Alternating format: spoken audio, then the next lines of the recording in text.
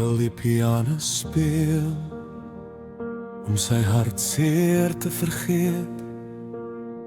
Beny die afgunstige luisteraar, die lyding van ander, wat as inspirasie vir hierdie melodie dien. My hart is van klip gemaak, my oë is van klip gemaak, my hande is van klip gemaak, my siel is van klip gemaak.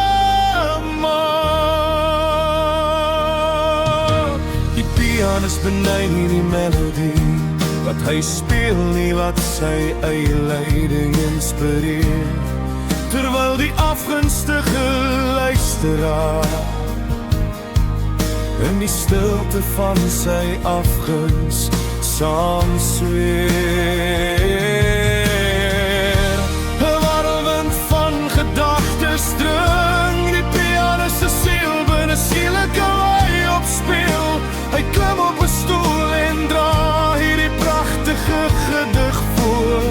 Bittere herinneringe vals liefdes geleef, ek weier om hierdie vrugtige skemerkulkie, die kleinlike liefde te aanvaar. Ek kan nie plesier voel in die mislukking van ander nie. Ek is maar 'n slagoffer van my eie melancholie. My hart is van klip gemaak, my oë is van klip gemaak, my hande is van klip gemaak, my siel is van klip gemaak. 'n warrelwind van gedagtes dring die pianist se siel binne, skielik hou hy op speel. Hy klim op 'n stoel en dra hierdie pragtige gedig voor. Bittere herinneringe vals liefdes geleef, ek weier om hierdie vrugtige skemerkulkie, die kleinlike liefde te aanvaar.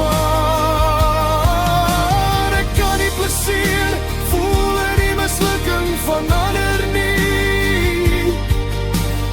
Ek is slegs 'n slagoffer van my eie melancholie. My hart is gemaak van klip, my oë is gemaak van klip, my hande is gemaak van klip, my siel is gemaak van klip.